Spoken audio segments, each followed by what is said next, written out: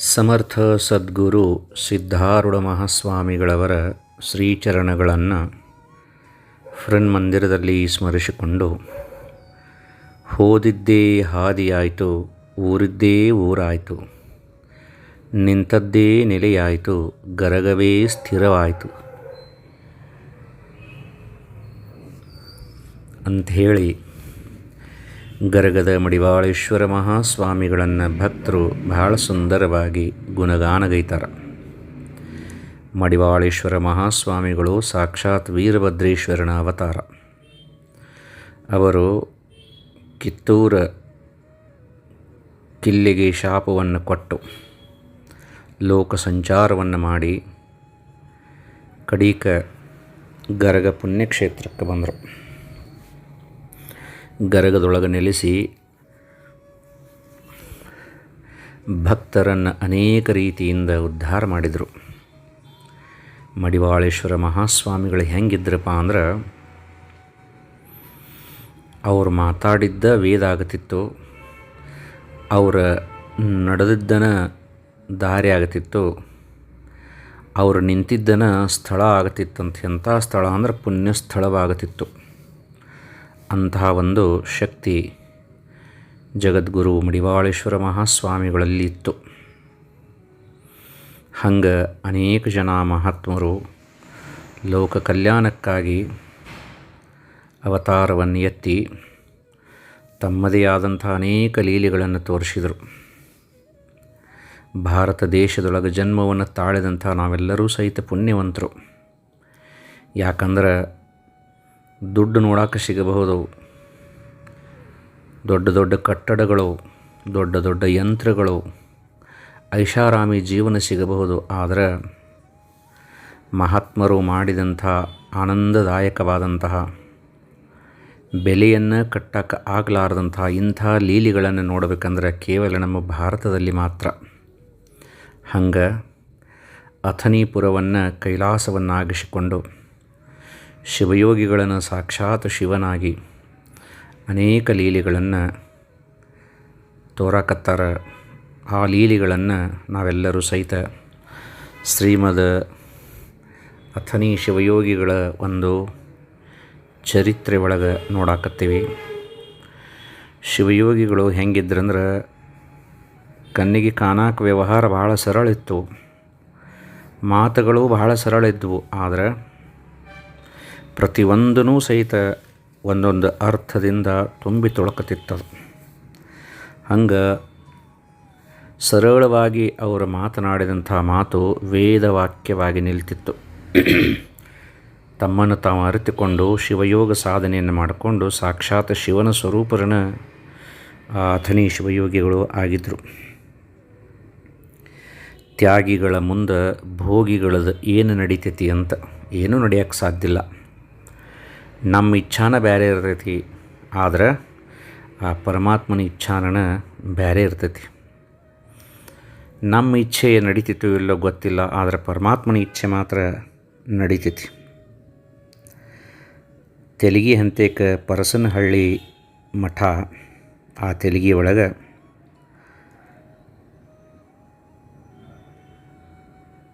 ಶ್ರೀ ಸಿದ್ಧಾಂತಿ ಫಳೆ ಬಸವಶಾಸ್ತ್ರಿಗಳಂತ ಅನ್ನುವಂಥ ಪುಣ್ಯಾತ್ಮರು ಹರಪನಹಳ್ಳಿಯವರು. ಇವರಿಗೆ 4 ಜನ ಗಂಡು ಮಕ್ಕಳಾಗಿದ್ದರು. ಈ 4 ಜನ ವಿದ್ಯಾರ್ಥಿಗಳಾಗಿದ್ದಾಗ ಶಿವಯೋಗಿಗಳ ದರ್ಶನ ಆಶೀರ್ವಾದವನ್ನು ಪಡ್ಕೋಬೇಕಂಥೇಳಿ ಅಥನಿಗೆ ಮ್ಯಾಲಿಂದ ಮೇಲೆ ಬರ್ತಿದ್ರು.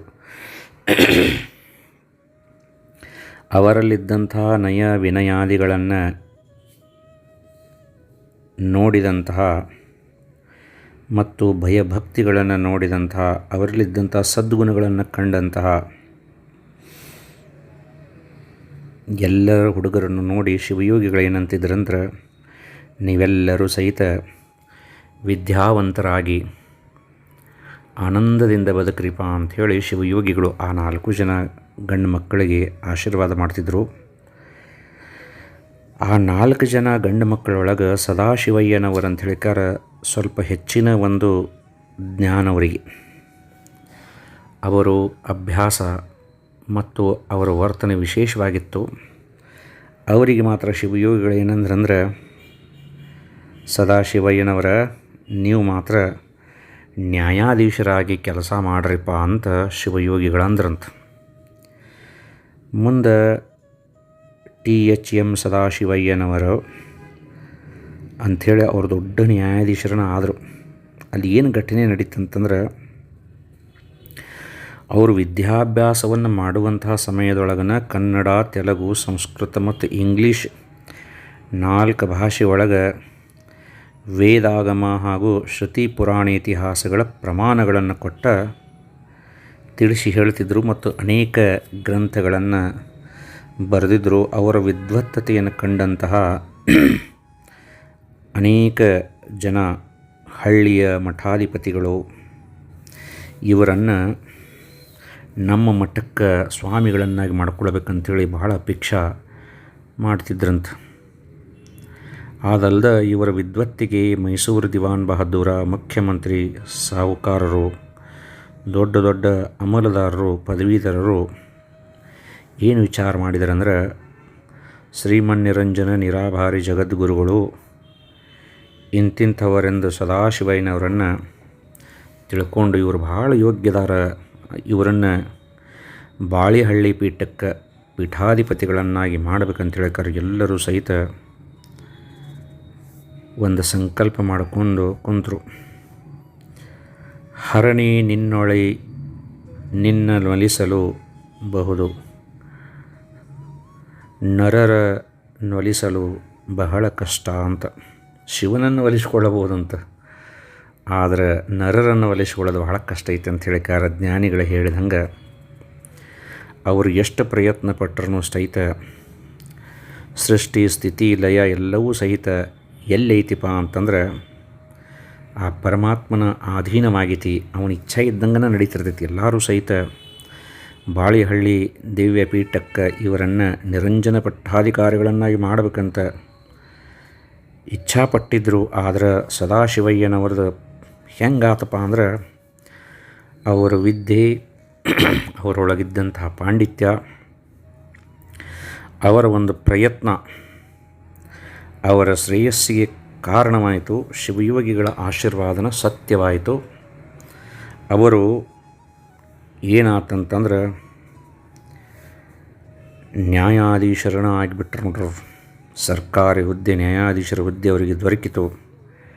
THM ಸದಾಶಿವಯ್ಯನವರು ಶಿವಯೋಗಿಗಳಲ್ಲಿ ಇಟ್ಟಂತಹ, ಅವರ ಪಾದಾರವಿಂದಗಳಲ್ಲಿ ಇಟ್ಟಂತಹ ಭಕ್ತಿ ಶಿವಯೋಗಿಗಳ ಮುಖದಿಂದ ನ್ಯಾಯಾಧೀಶರಾಗ್ರಂತೇಳಿ ಅವರಿಗೆ ಆಶೀರ್ವಾದವನ್ನು ಮಾಡಿಸಿತ್ತು. ಅದರ ಫಲವಾಗಿ ತಮ್ಮ ಒಂದು ನ್ಯಾಯಾಧೀಶರ ಹುದ್ದೆಯನ್ನು ಅತ್ಯಂತ ಯಶಸ್ವಿಯಾಗಿ ಪೂರ್ಣಗೊಳಿಸಿ ತಮ್ಮ ಹೆಸರನ್ನು ಅಜರಾಮರವಾಗಿ ಉಳಿಸಿದರು. ಈ THM ಸದಾಶಿವಯ್ಯನವರು ಇಲ್ಲಿ ಏನು ಹೇಳಬೇಕಾಗಿತ್ತಂದ್ರೆ, ಶಿವಯೋಗಿಗಳು ಸರಳವಾಗಿ ನುಡಿದರೂ ಸಹಿತ ಅವರ ಮಾತು ಎಂದೂ ತಪ್ಪಾಗತಿರ್ಕಿಲ್ಲಂತ. ಮತ್ತೊಂದು ಹೇಳ್ತಾರೆ ಏನಂತಂದ್ರೆ, ಶಿವಯೋಗಿಗಳು ಜೀವನ್ಮುಕ್ತಿ ಸ್ಥಿತಿ ಒಳಗನ ಇದ್ರವರು, ಆದ್ರೂ ಸಹಿತ ಲೌಕಿಕರ ಜೋಡಿ ಲೌಕಿಕರ ಹಂಗನ ವರ್ತನೆ ಮಾಡ್ತಿದ್ರು ಮತ್ತು ಅವರಿಗೆ ಮಾರ್ಗದರ್ಶನ ನೀಡ್ತಿದ್ರು. ಅವರು ಕೆಲವು ದಿನದ ಹಿಂದೆ ಏನು 63 ಮಂಟಪ ಪೂಜಾ ಸಮಾರಂಭ ಆಗಿತ್ತು, ಅದರೊಳಗೆ ತಾವೂ ಒಬ್ಬರು ಸಾಮಾನ್ಯರ ಹಂಗೆ ಒಂದು ಮಂಟಪ ಪೂಜೆಯನ್ನು ಹಿಡ್ಕೊಂಡು ಗಣಾಧೀಶ್ವರರ ಪಾದ ಪೂಜೆಯನ್ನು ಎಲ್ಲರೂ ಹೆಂಗೆ ಮಾಡ್ತಾರಲ್ಲ ಹಂಗೆ ಮಾಡಿದ್ರಂತ ನೋಡ್ರಿ ಅಥಣಿ ಶಿವಯೋಗಿಗಳು. ಅಂದ್ರೆ ಎಷ್ಟು ಸರಳವಾದಂಥ ಒಂದು ಸ್ವಭಾವ, ಅವರ ನಡವಳಿಕೆ ಎಷ್ಟೊಂದು ಸರಳವಾಗಿ ಇತ್ತು ಅಂಥೇಳಿ ನಾವಿಲ್ಲಿ ತಿಳ್ಕೊಳ್ಬಹುದು. ಯಾವ ಒಂದು ಸ್ಥಳದಲ್ಲಿ ಅಥಣಿ ಶಿವಯೋಗೀಶ್ವರರು ಗಣಾಧೀಶ್ವರರ ಪೂಜೆಯನ್ನು ನೆರವೇರಿಸಿದರು, ಆ ಸ್ಥಳದೊಳಗೆ ಒಂದು ದೇವಾಲಯವನ್ನು ನಿರ್ಮಾಣ ಮಾಡಿ ಪುರಾತೇಶ್ವರ ಲಿಂಗ ಅಂಥೇಳಿ ಒಂದು ಲಿಂಗವನ್ನು ಶಿವಯೋಗಿಗಳ ಹಸ್ತದಿಂದನ ಸ್ಥಾಪನೆ ಮಾಡಿಸ್ಬೇಕಂಥೇಳಿ ಊರಾಗಿನ ಜನ ಎಲ್ಲರೂ ಸಹಿತ ಸಂಕಲ್ಪ ಮಾಡಿದರು.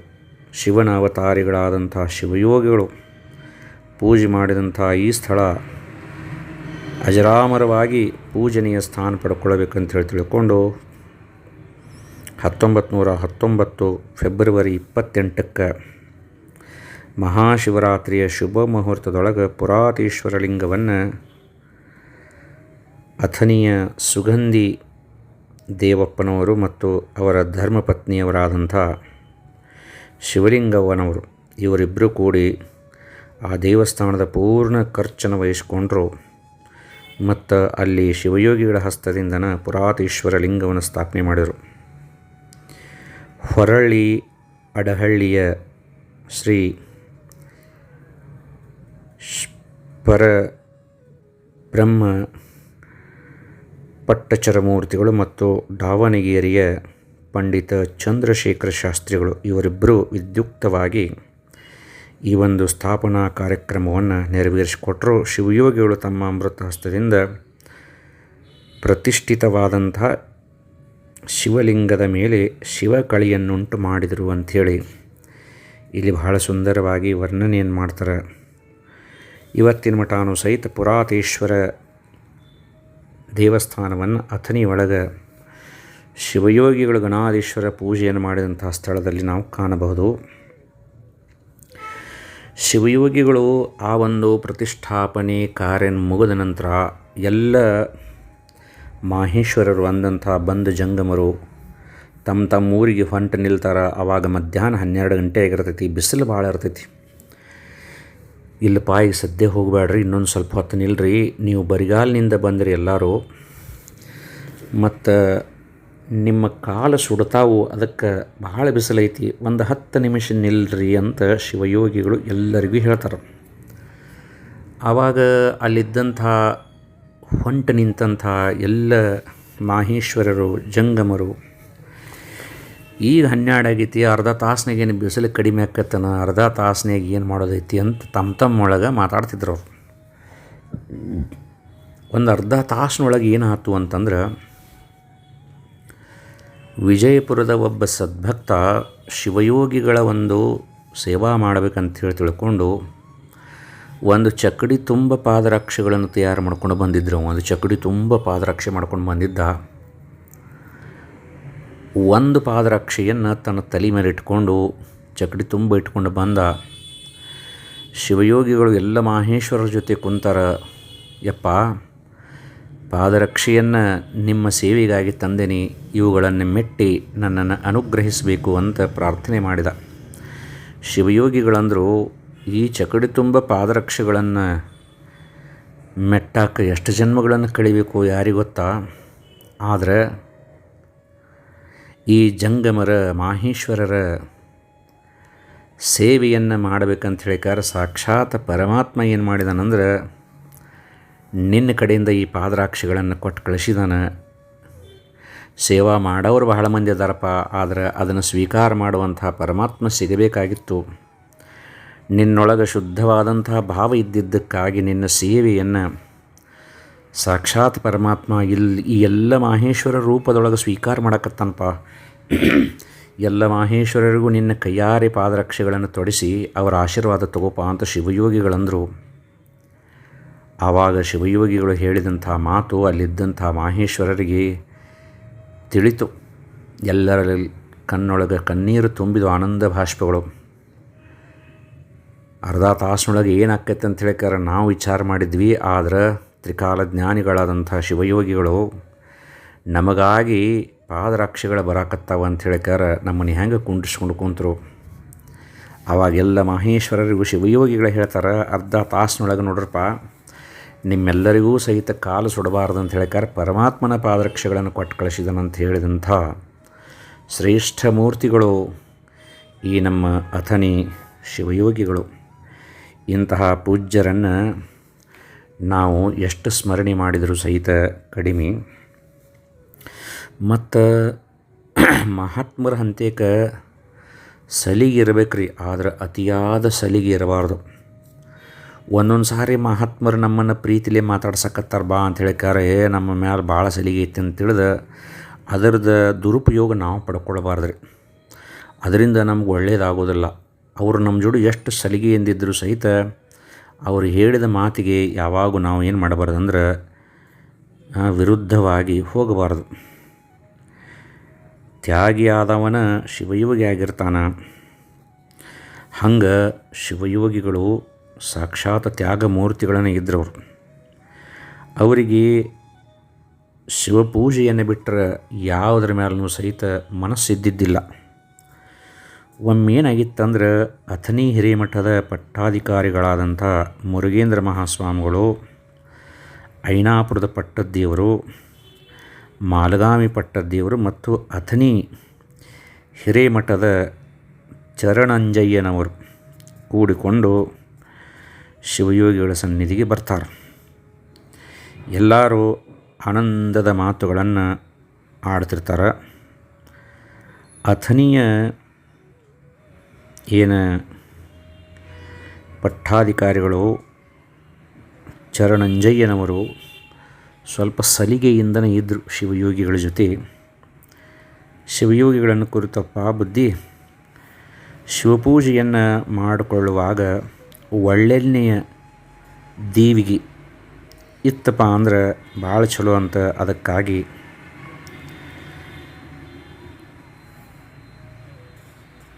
ನಿಮಗಾಗಿ ಇಲ್ಲಿ ಏನು ಮಾಡಿದೆ ಅಂತಂದ್ರೆ, ಮಾಲಗಾವಿಯ ಪಟ್ಟಾಧಿಕಾರಿಗಳು ತಮಗೆ ಅರ್ಪಿಸ್ಬೇಕಂಥೇಳಿ 1,000 ರೂಪಾಯಿಗಳನ್ನು ತಂದಾರ. ಆ 1,000 ರೂಪಾಯಿಗಳ ಬಡ್ಡಿ ಏನು ಬರ್ತೈತಿ ಅದರ ಮ್ಯಾಲೆ ದಿನನಿತ್ಯವೂ ಸಹಿತ ಒಳ್ಳೆಣ್ಣೆಯನ್ನು ತರಿಸಿ ತಮ್ಮ ಶಿವಪೂಜಾ ಕೋಲೆಯಲ್ಲಿ ದಿನನಿತ್ಯವೂ ಸಹಿತ ದೇವಿಗೆ ಉರಿಯೋ ಹಂಗೆ ಮಾಡಿಕೊಳ್ಬೇಕಪ್ಪ ಅಂಥೇಳಿ ಬೇಡಿಕೊಳ್ತಾರೆ. ಆವಾಗ ಶಿವಯೋಗಿಗಳಂತಾರೆ, ಪಟ್ಟಾಧಿಕಾರಿಗಳ ತಾವು ತಮ್ಮ ರೂಪಾಯಿ ತಕ್ಕೊಳ್ರಿ, ನಿಮ್ಮ ರೂಪಾಯಿ ನೀವು ತಗೋರಿ. ಮೊದಲು ಶಿವಪೂಜೆಯಲ್ಲಿ ದೇವಿಗೆ ಬೇಕು, ಅದು ನನಗೆ ತಿಳಿಯದು. ಶಿವನು ದೇವಿಗೆ ಇಲ್ಲದಿದ್ದರೆ ಪೂಜಾ ವಲ್ಯ ಅಂತಾನೇಣ. ಶಿವಪೂಜೆಯನ್ನು ಬಿಟ್ಟು ದೇವಿಗೆ ಕಡೆನ ನೋಡುವಂಥ ಪರಿಸ್ಥಿತಿ ನನಗೆ ಬಂದಿತ್ತು. ಇದನ್ನು ಸುಮ್ಮನೆ ನಿಮ್ಮ ಹಂತಕ್ಕೆ ಇಟ್ಕೊರಿ ರೊಕ್ಕ ಅಂತಂದ್ರೆ ಅವರು. ಆವಾಗ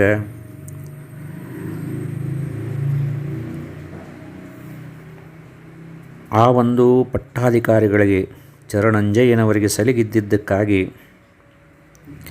ಇದರೊಳಗೆಲ್ಲ ಸಾಹಿತ್ಯಗಳನ್ನು ತರಿಸಿಕೊಂಡು ತಾವು ಶಿವಪೂಜೆಯನ್ನು ಮಾಡಿಸಿಕೊಳ್ಳಬೇಕಂತೇಳಿಕಾರ ಭಾಳ ಒತ್ತಾಯ ಮಾಡಕತ್ತರು. ಶಿವಯೋಗಿಗಳು ಸೂಕ್ಷ್ಮ ಬುದ್ಧಿ ಉಳ್ಳವರಾಗಿದ್ದರು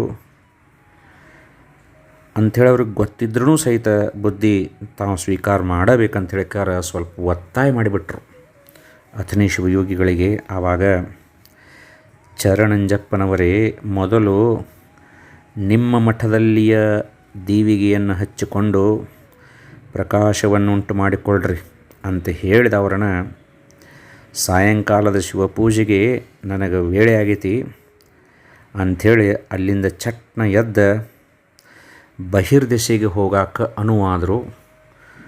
ನೀರಿನ ತಂಬಿಗೆಯನ್ನು ತುಂಬಿಕೊಂಡ್ರು.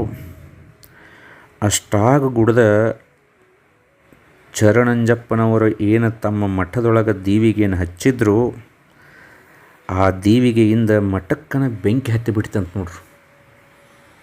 ಅವ್ರಿಗೆ ತಗೊಳ್ರಿ ನೀವು ದೇವಿಗೆ ಸಂಬಂಧ, ಎಣ್ಣಿಗೆ ಸಂಬಂಧ ದುಡ್ಡು ಅಂಥೇಳಿ ಒತ್ತಾಯ ಮಾಡಿದ್ದಕ್ಕೆ ಆ ಒಂದು ಪಟ್ಟದೇವರ ಚರಣಂಜಯ್ಯನವರ ಮಠಕ್ಕನ ಬೆಂಕಿ ಹತ್ತಿಬಿಡ್ತು. 2 ಬಾವಿ ಒಳಗಿಂದ ಏಕ ನೀರು ಸೇದಿ ಗೊಜ್ಜಿದ್ರೂ ಸಹಿತ ಬೆಂಕಿ ಹೆಚ್ಚಾಗಕತ್ತು ಹೊರತಾಗಿ ಕಮ್ಮಿ ಆಗಲಿಲ್ಲ. ಆವಾಗ ಊರಾಗಿನ ಜನ ಚರಣಂಜಯ್ಯನವರು ಪಟ್ಟದ್ದೇವರು ಅಥಣಿಗೆ ಅಚ್ಚಿನ ಮಠದೊಳಗದಾರಂತ ಗೊತ್ತಾಗಿ ಓಡಿ ಬಂದ ಯಪ್ಪ ನಿಮ್ಮ ಮಠಕ್ಕೆ ಬೆಂಕಿ ಬಿದ್ದೈತ್ರಿಯಪ್ಪ ಅಂತ